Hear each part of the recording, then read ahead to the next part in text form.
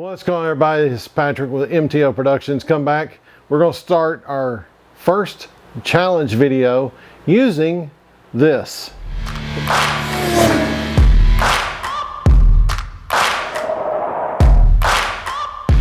What's going on, my photographers and filmmakers? How are you doing? So first challenge video we're going to do for the channel is the Canon PowerShot S230 Digital ELF. That's this little square thing right here. The cool thing about this camera is it's originally made in Japan, so it's the technology that they used the most back then. This thing's metal all around casing. So it uses the compact flash card, as you see right here. That's a 256 gig or megabyte. Sorry, I don't know why I said gig, because they didn't think about gigs back then.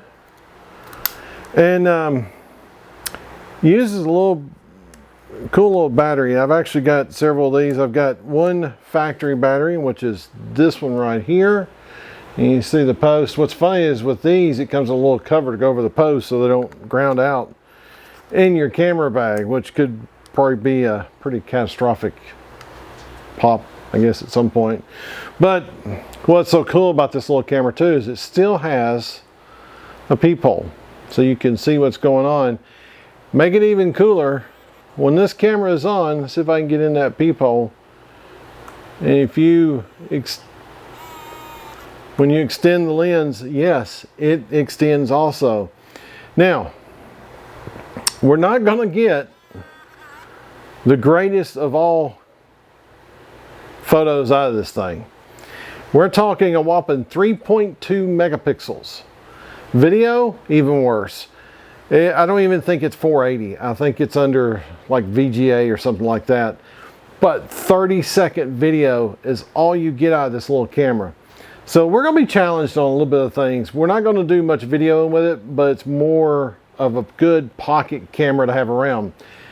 These darn pocket cameras or digicams have made a resurgence, and a major resurgence, over the last couple years.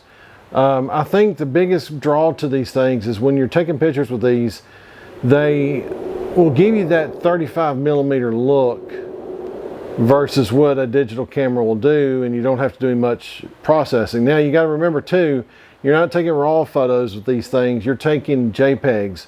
So you're limited in when you go into post or into Lightroom is what you can do with these things. But I have found that I can do pretty good with them. Honestly, I can do really good with the pictures on these things. So we're going to stop right here. We're going to go out, get mobile, take some pictures, and see what this bad boy can do for us. I know what it can do because I've taken several pictures with this camera, and we're going to get some pretty neat shots. Okay, so this is the general area I'm going for. That over there and back over here to the side of me. And over here there's a pretty cool thing I want to hit up too. So let me lock everything up. We'll get to shoot. Just got back from shooting the pictures. What I'm going to do is play them for you. The first picture will be how it came out of the camera. The second picture will be how it came out of Lightroom. How I put my spin on coloring the pictures in Lightroom. And then we'll be back in just a second.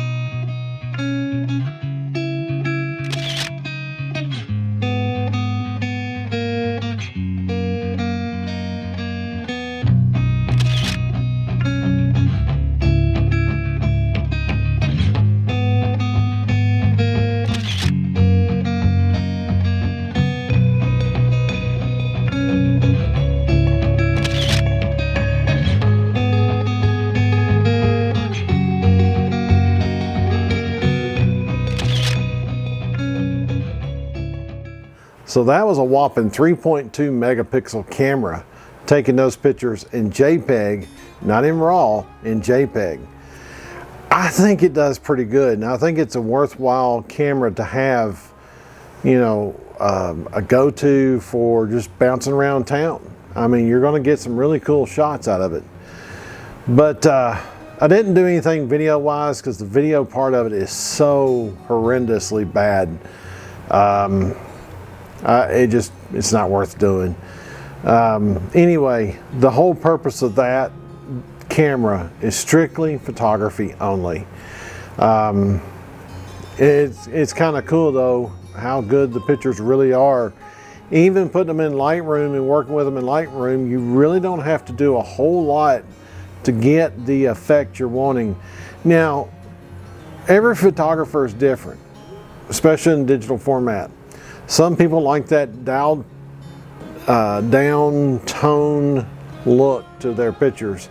I like really vibrant, really colorful looking pictures, even in nature. I like to see the beauty in nature. You know, there are time and places to me, you know, to have that downed tone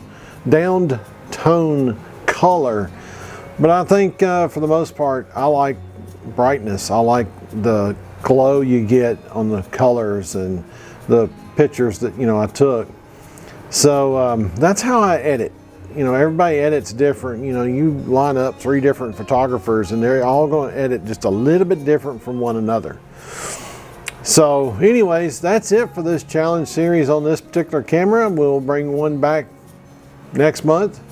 But for now, that's it for this one. I appreciate you watching.